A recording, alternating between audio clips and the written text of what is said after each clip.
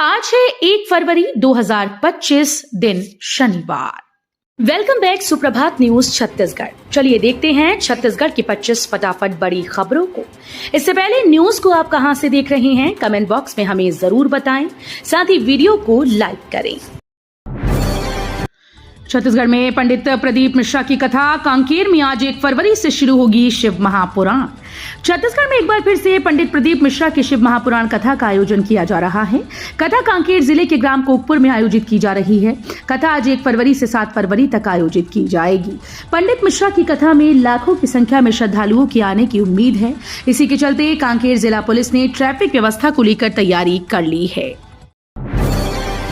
छत्तीसगढ़ में रहेगा 3 दिन सार्वजनिक अवकाश। छत्तीसगढ़ में नगरीय निकाय और त्रिस्तरीय पंचायत चुनाव हो रहे हैं। इसी के चलते एक चरण में निकाय चुनाव कराए जाएंगे, वहीं 3 चरणों में पंचायत चुनाव का मतदान होगा। मतदान के दिन प्रदेश में सार्वजनिक अवकाश घोषित किया गया है।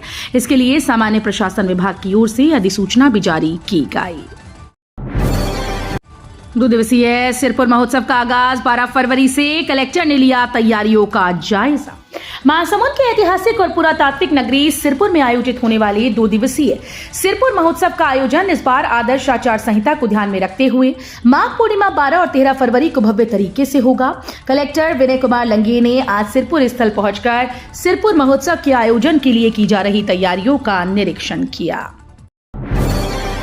निकाय चुनाव के बाद सीएम विष्णुदेव साय और मंत्रीगण करेंगे कुंभ स्नान, तय हुआ कार्यक्रम। छत्तीसगढ़ के मुख्यमंत्री विष्णुदेव साय और उनके मंत्रिमंडल के सदस्य 13 फरवरी को प्रयागराज में कुंभ स्नान करेंगे। डिप्टी सीएम विजय शर्मा ने इसकी पुष्टि करते हुए बताया कि मुख्यमंत्री और मंत्रियों ने इस यात्रा को लेकर चर्चा की थी, जिसके बाद ये कार्यक्रम तय हुआ। सूत्रों के मुताबिक सभी मंत्रीगण विशेष विमान से प्रयागराज के लिए रवाना होंगे। इस दौरान संगठन के कुछ वरिष्ठ पदाधिकारी भी यात्रा में शामिल हो सकते हैं। आंगनबाड़ियों में पौष्टिक आहार की कमी, हाईकोर्ट ने जताई नाराजगी। छत्तीसगढ़ उच्च न्यायालय ने आंगनबाड़ियों में विशेष बच्चों को पौष्टिक आहार न दिए जाने के मामले को गंभीरता से लेते हुए स्वतः संज्ञान में जनहित याचिका पर सुनवाई की। गुरुवार को मुख्य न्यायाधीश रमेश कुमार सिन्हा और न्यायमूर्ति अमितेंद्र किशोर प्रसाद की खंडपीठ में सुनवाई के दौरान कोर्ट कमिश्नर ने अपनी विस्तृत रिपोर्ट प्रस्तुत की। मनेन्द्रगढ़ चिरमिरी भरतपुर त्रिस्तरीय पंचायत चुनाव, आज नामांकन के लिए खुले रहेंगे कार्यालय। मनेन्द्रगढ़ चिरमिरी भरतपुर में निर्वाचन आयोग ने त्रिस्तरीय पंचायत चुनाव को लेकर महत्वपूर्ण निर्णय लिया। आयोग ने घोषणा की है कि आज 1 फरवरी 2025 को सार्वजनिक छुट्टी के बावजूद नामांकन प्रक्रिया जारी रहेगी।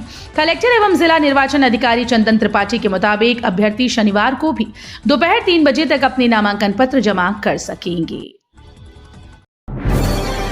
बैकुंठ सिलियारी में ट्रैफिक कम पावर ब्लॉक, ये सारी ट्रेन रहेंगी रद्द। छत्तीसगढ़ के रायपुर में दक्षिण पूर्व मध्य रेलवे में विकास के कार्यों के चलते कई ट्रेन का परिचालन प्रभावित रहेगा। रायपुर मंडल के अंतर्गत बैकुंठ सिलियारी सेक्शन में रिलीविंग गर्डर की डी लॉन्चिंग के लिए ट्रैफिक कम पावर ब्लॉक लिया जाएगा। इस कार्य के लिए 2 फरवरी को डाउन लाइन में 3 घंटे 30 मिनट का और 3 व 4 फरवरी को अप एवं मिडिल लाइन 4-4 घंटे का ब्लॉक लिया जाएगा। प्रयागराज आने वाली ट्रेन में बढ़ रही भीड़, फेरे बढ़ाने की उठी मांग। प्रयागराज में चल रहे महाकुंभ मेले में जाने और आने वाले श्रद्धालुओं की ट्रेन में भीड़ लगातार बढ़ती जा रही है। हालत यह है कि अधिकांश ट्रेन में कंफर्म बर्थ न मिलने से यात्री किसी तरह मेले में शामिल हो रहे हैं।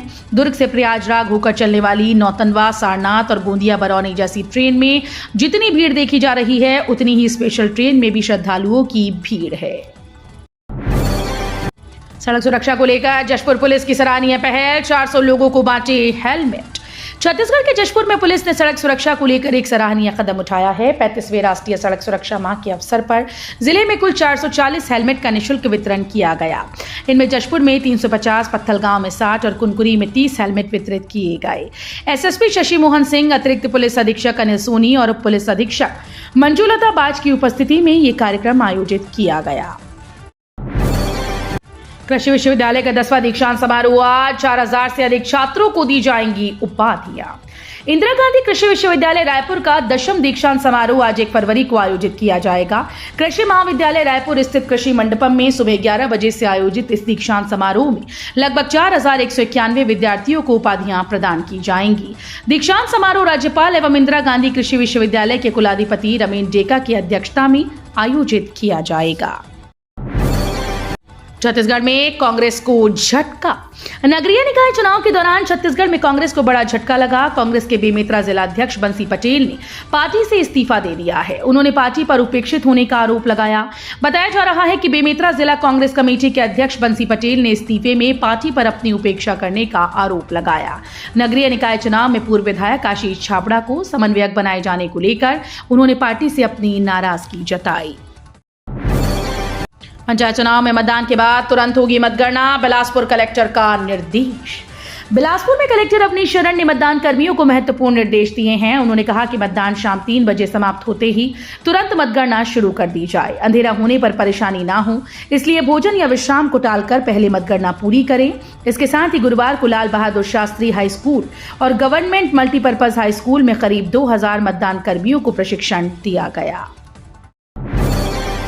भोले बाबा की बारात में प्रदेश भर के लोगों को दिया जाएगा न्योता।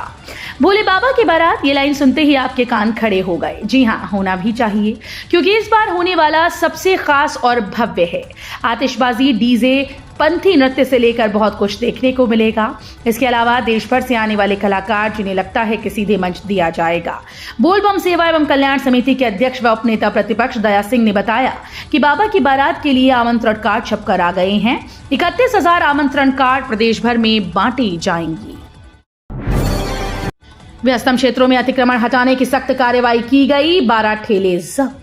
शहर के विभिन्न व्यस्ततम क्षेत्रों में अतिक्रमण हटाने की सख्त कार्रवाई की गई। प्रशासन द्वारा सिम्स चौक, सदर बाजार, गोल बाजार, मानसरोवर चौक, सिटी कोतवाली, ज्वाली पुल, फर्नीचर लाइन, मछली मार्केट, बिलासा चौक, वाल्मीकि चौक और शनिचरी रपटा तक अभियान चलाया गया।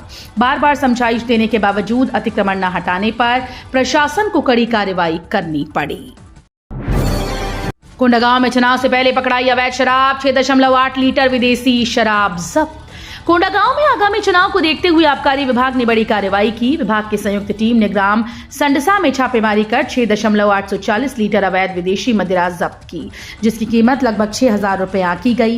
जिला आबकारी अधिकारी डिगेश कुमार देवांगन के मुताबिक मुखबिर की सूचना पर की गई इस कार्रवाई में संडसा निवासी चंदनलाल नेताम को गिरफ्तार किया गया है।